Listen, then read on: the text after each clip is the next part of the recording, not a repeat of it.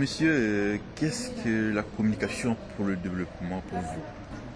Si la communication pour le développement, c'est une communication au service des institutions de développement, et pourquoi pas, mais ce que je crains, c'est qu'elle soit uniquement en train de célébrer les succès et les nécessités des projets de développement, et sans vraiment s'intéresser à ce qui se passe, disons, sur le terrain quand un projet de développement arrive dans un contexte local précis.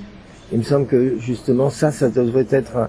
Je pense qu'il n'y a pas beaucoup de professionnels de la communication de développement qui s'intéressent à ça, et je pense que c'est dommage, qu'il faudrait beaucoup plus d'attention portée à cette mise en place des projets sur le terrain, ce qui veut dire aussi accepter de voir ce qui marche pas forcément bien, ce qui marche un peu ou qui est contourné, etc. C'est-à-dire pas simplement ne s'occuper que des résultats attendus, voir un peu tout ce qui est inattendu aussi. Voilà. C'est une des façons, il me semble, dans laquelle la communication pour le développement pourrait être plus créative, on va dire. Communication for development is researching creative means to find impactful and positive change in society. C'est une question très difficile de répondre parce que premièrement, on a besoin de réfléchir sur qu'est-ce que c'est le développement. Et le développement est très engagé, le concept est très engagé avec la conception occidentale de développement, avec une idée de progrès, avec liaison au capitalisme.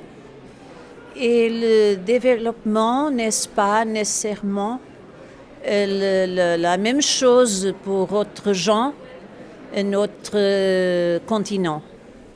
Par exemple, à ce moment, il y a une discussion très importante sur le développement engagé avec les questions de environnement.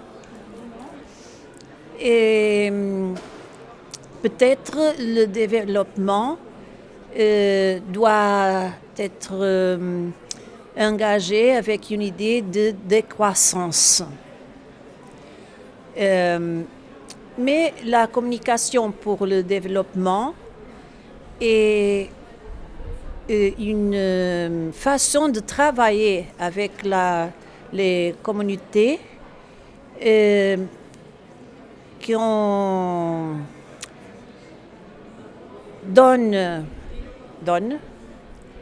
la parole à la communauté, et il donne la condition et le moyen pour les communautés faire la décision pour lui-même sur le futur qu'il désire pour lui-même. C'est donner la décision à il-même. Et comment se fait, c'est ça. Comment se fait, c'est quelque chose comme nous réunir le moyen de communication, la technique de communication le plus propre pour le donner la parole et pour le donner une façon de empowerment et pour le donner la conduction de ses propres destins. La comunicación para el cambio social, que yo prefiero nombrarla así, es una comunicación que debe partir sobre todo de la puesta en común, o sea, del compartir. del escuchar, ¿no? Del hablar, pero sobre todo de saber escuchar y poner en común lo que queremos que sea el presente y lo que queremos que sea el futuro también, ¿no? Sabiendo que no partimos de cero, que no llegamos aquí solos, sino que tenemos unas herencias culturales con las que hay que también dialogar, ¿no? Entonces, dentro de la cooperación para el desarrollo, en general no se ha entendido bien el valor transformador de la comunicación para el desarrollo. Y por lo que tenemos que apostar de nuevo, si queremos que la cooperación sea realmente transformadora y cambie las bases de desigualdad mundial, es poner en el centro la comunicación para el cambio social. For me, development communication is an opportunity to change the way we talk about things and the way we transform reality. Actually, currently we are not talking about communication for development, we are talking about communication for social transformation, because we think it's like a concept that is more accurate in terms of what we want to achieve. À mon avis, la communication du développement, c'est la traduction de messages clairs par rapport à des objectifs de développement, de coopération qu'on veut atteindre. Donc c'est une communication qui doit vraiment passer par un mécanisme clair d'analyse, de données, une planification, également un ciblage. Hein, ça passe par essayer d'avoir des cibles claires, des objectifs clairs et, plus important, des messages clairs qu'il va falloir faire passer pour atteindre les objectifs de développement. C'est un ensemble d'outils et de méthodes et de pratiques d'information et de communication qui permettent de faciliter le changement social, économique, politique d'une collectivité, d'une association, d'un pays ou des bénéficiaires d'un projet de développement, si on peut dire. Voilà la définition peut-être la plus large qu'on peut faire. Maintenant, les terrains d'action, les sujets sur lesquels s'applique la communication pour le développement sont très, très variés. Voilà.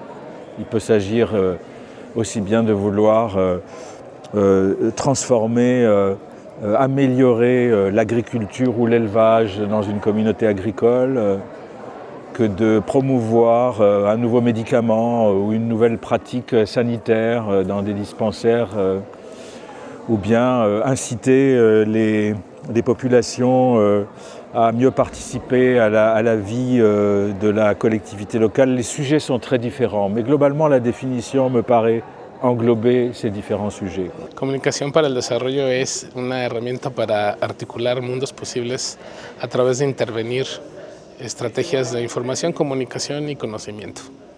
Creo que el desarrollo para la comunicación tiene que ver más con empatías, diálogos y también construcción de futuros en común. Pour moi, la communication pour le développement, c'est justement cette idée de avoir envie d'échanger. Je pense que la manière dans laquelle on a construit les récits jusqu'à maintenant, c'est plutôt basé sur cette idée de cette-là qui sont les connaissances et cette-là qui ne sont pas les connaissances. Et donc avec cette idée de communication, on doit nous réfléchir sur qu'est-ce qu'on a fait jusqu'à maintenant, pourquoi on pense comment on pense. Et donc c'est la possibilité peut-être de pouvoir vraiment de construire nous-mêmes et construire quelque chose de nous. C'est savoir trouver des outils et des moyens pour s'entendre avec les autres dans le sens de se développer des deux côtés. Pour moi, c'est ça la communication pour le développement, utiliser des mots et des termes qui donnent envie de s'engager dans la solidarité. Pour moi, c'est l'inclusion, le changement et dans la durabilité aussi.